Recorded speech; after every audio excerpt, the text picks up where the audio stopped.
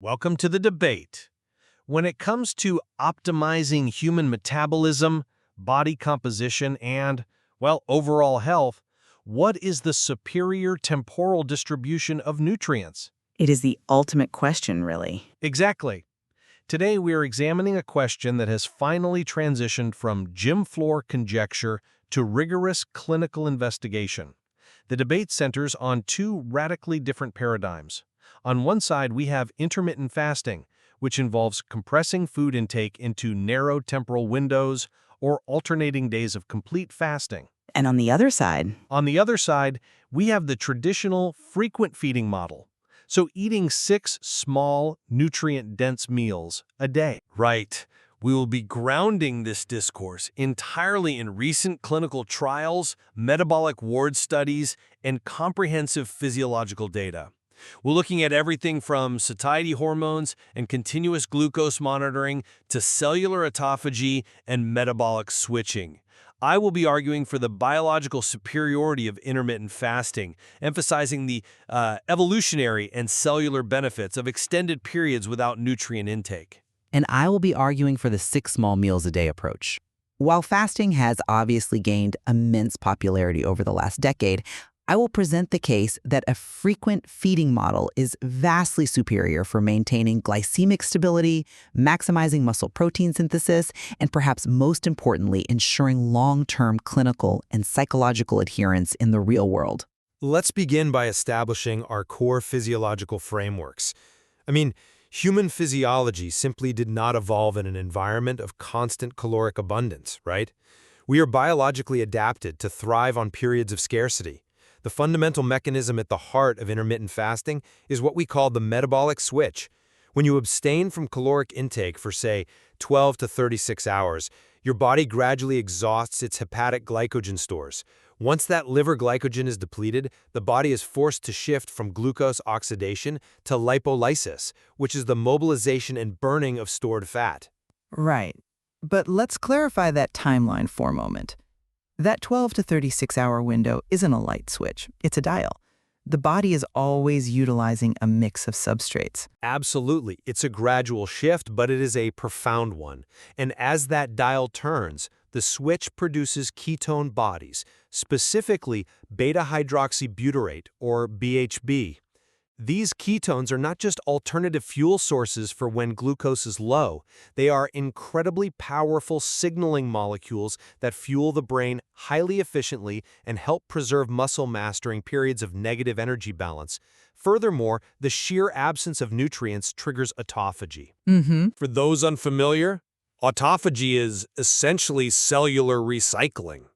Your body finally has a break from processing new food, so it starts taking out the intracellular trash, clearing out damaged proteins and organelles. By fasting, you activate the AMPK pathway, which is our cellular energy sensor, while simultaneously inhibiting the mTOR pathway, which drives growth. This orchestrated shift leads to deep cellular repair, significantly reduced systemic inflammation, and profound protection against metabolic syndrome. Frequent feeding, by its very nature, completely short-circuits this evolutionary repair mechanism. I appreciate the evolutionary framework, I really do. And the cellular mechanisms you're describing are well documented under laboratory conditions. But we live in the modern world. Our primary goal in clinical nutrition shouldn't just be mimicking ancestral feeding patterns. It should be optimizing current physiological function and behavioral sustainability. A frequent, tightly controlled feeding schedule is optimal for preserving lean mass, stabilizing energy throughout the waking hours, and carefully regulating blood sugar. But does the body actually require constant food to stabilize energy? The data on fasting suggests otherwise. Well, the body requires a steady, predictable stream of nutrients to optimize highly specific metabolic processes.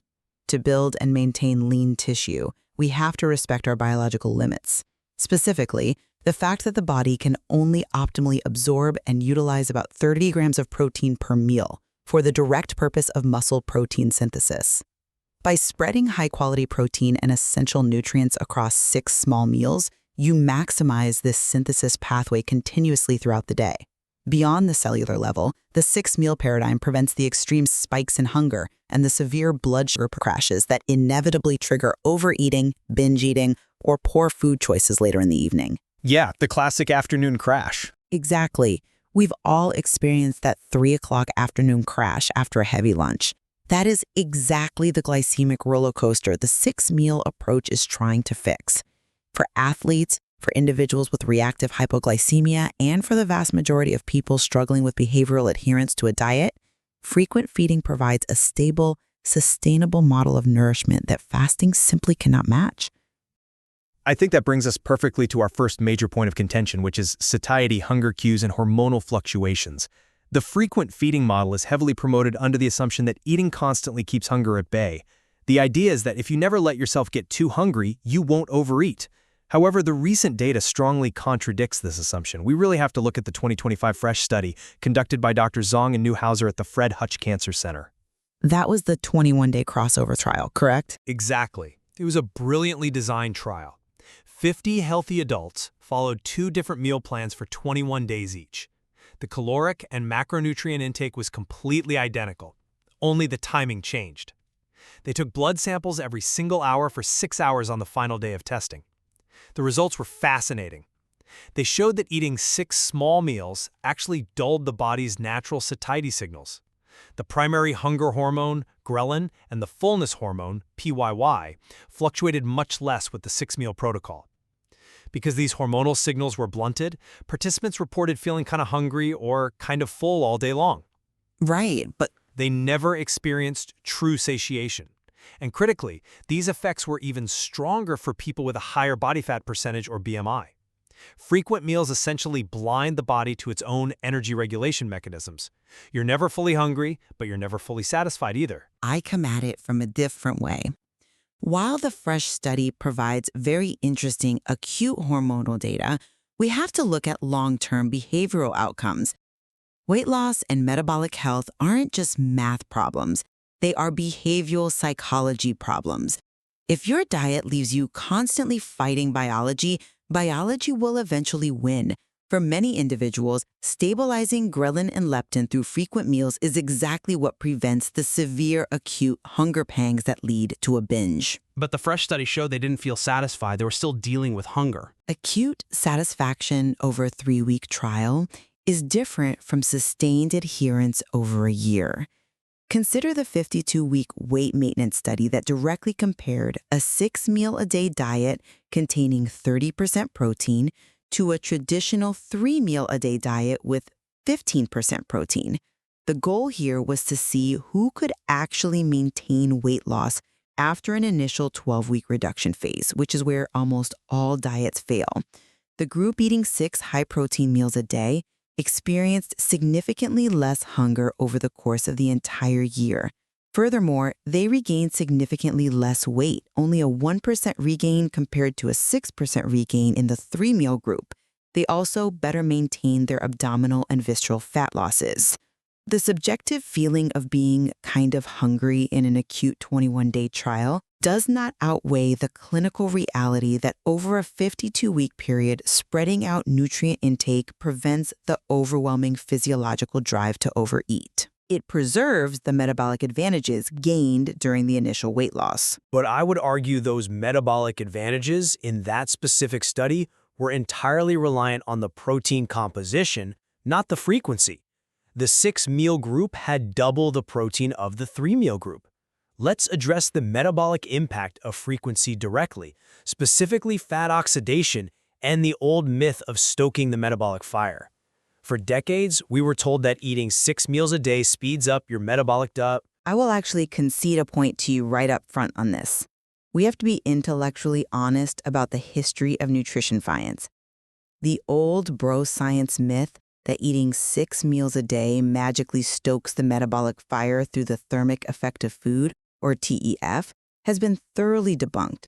Meticulous room calorimetry studies, where a person lives in a sealed room that measures every ounce of energy they expend, have definitively proven that if total daily calories and macronutrient ratios are held constant, eating 6 meals does not magically increase your 24-hour energy expenditure compared to 3 meals or even fasting. Right, so the metabolic rate itself isn't actually increasing. Correct. However, that does not invalidate the metabolic utility of frequent eating. The true benefit of the 6-meal paradigm isn't about raising the metabolic ceiling. It's about raising the physiological floor. It keeps fasting glucose and insulin levels perfectly stable. Room calorimetry data shows that frequent meals prevent the sharp, stressful declines in plasma glucose between meals. By maintaining this tight glycemic control, you prevent the profound stress response, specifically the elevation of cortisol and catecholamines that is inherently associated with the long fasting gaps you are advocating for. When blood sugar drops precipitously during a 16 or 24-hour fast, the body reads that as a stressor. I'm not convinced by that line of reasoning because you are treating the stabilization of insulin as a universally positive outcome. In reality, constantly elevating insulin with 6 meals a day actively locks the body out of its deepest fat-burning states. Insulin is primarily a storage hormone. When it is elevated, even slightly, from a small meal, lipolysis is actively inhibited.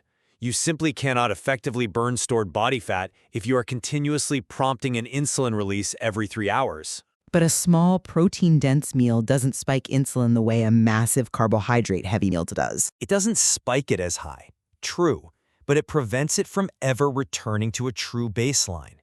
The clinical evidence overwhelmingly supports intermittent fasting for metabolic correction precisely because it allows that baseline to drop.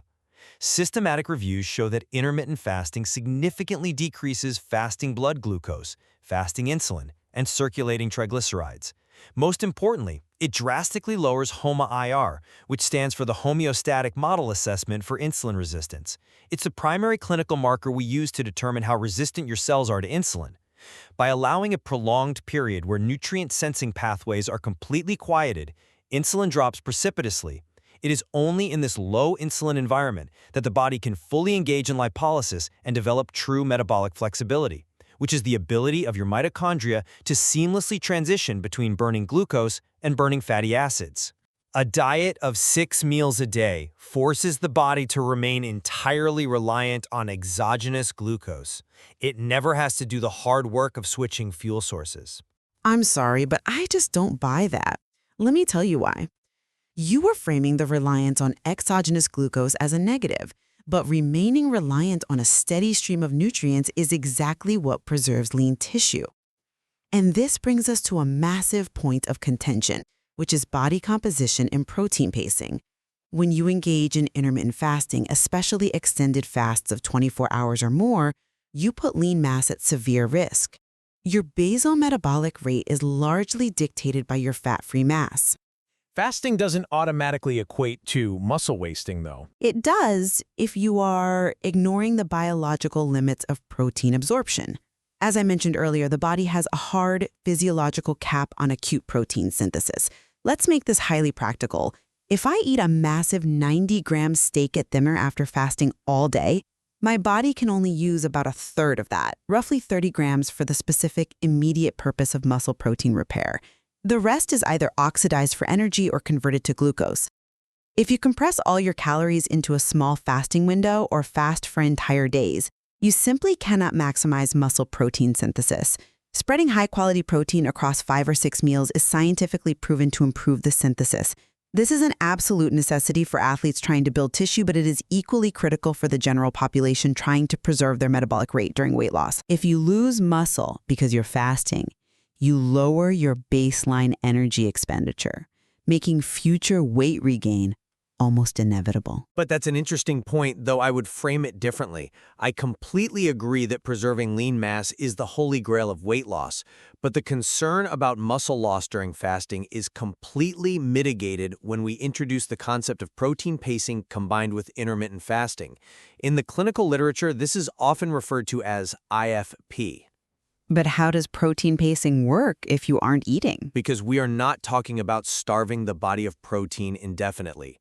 We are talking about strategically timing it. Recent clinical trials have directly compared a standard heart-healthy, daily caloric restriction diet against an IFP regimen. In these trials, participants engaged in intermittent fasting for 36 to 60 hours a week, but they followed strict protein pacing on their non-fasting days, consuming precisely measured, high-quality protein at regular intervals. So they are adopting a frequent feeding model on their eating days? They're optimizing protein on feeding days to support the fasts, and the results were striking. The intermittent fasting with protein pacing group optimized weight loss, body composition, and cardiometabolic health significantly better than traditional daily caloric restriction.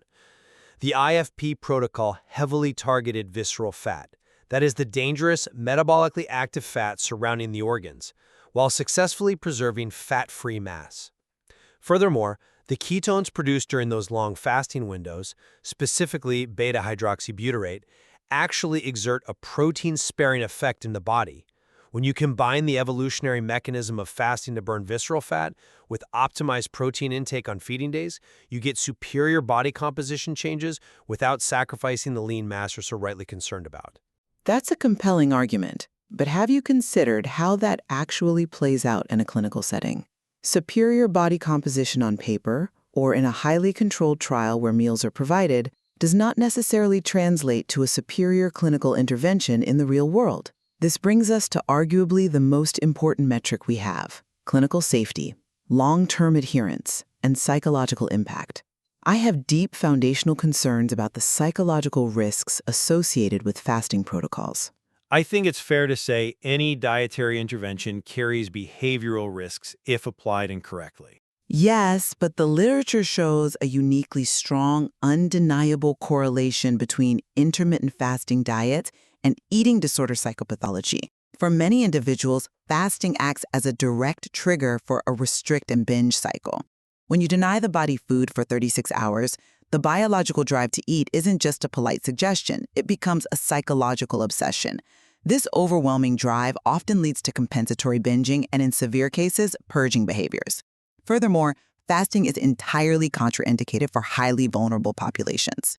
I wouldn't argue that it's for everyone. But we have to look at who it harms. For individuals with diabetes on insulin, people with reactive hypoglycemia, or those dealing with adrenal fatigue, fasting is downright dangerous. Dropping blood sugar levels in a reactive hypoglycemic patient doesn't trigger a metabolic switch. It triggers shakiness, dizziness, severe sweatiness, and extreme anxiety. For these individuals, the stress-less 6-meal paradigm is the undisputed clinical gold standard. It provides immense psychological safety, it prevents binge eating by never allowing that primal hunger to peak, and it physically protects the patient from dangerous, potentially life-threatening hypoglycemic episodes. I see why you think that, but let me give you a different perspective. I will definitely give you that intermittent fasting isn't a toy. It requires careful application.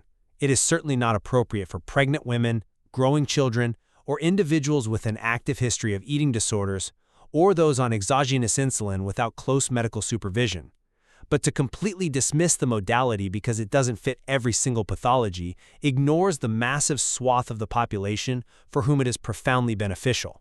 I'm not dismissing it, I'm questioning its broad applicability. And the clinical data continuously shows its broad power. It is a potent non-pharmacological intervention for reversing the root causes of obesity, managing polycystic ovary syndrome, which is heavily driven by hyperinsulinemia, and vastly improving overall cardiovascular health by lowering blood pressure and resting heart rate. And regarding the fear of uncontrollable primal hunger, the data suggests that fear is often overstated. Let's look at a recent clinical case report of a twice-weekly 36-hour intermittent fasting practice. The uninterrupted fast did not trigger an uncontrollable metabolic defense mechanism or a binge cycle. In fact, over 82 weeks, which is a massive duration for a case study, the praxis actually attenuated hunger. The patient reported a substantially reduced sensation of fullness required to feel satisfied.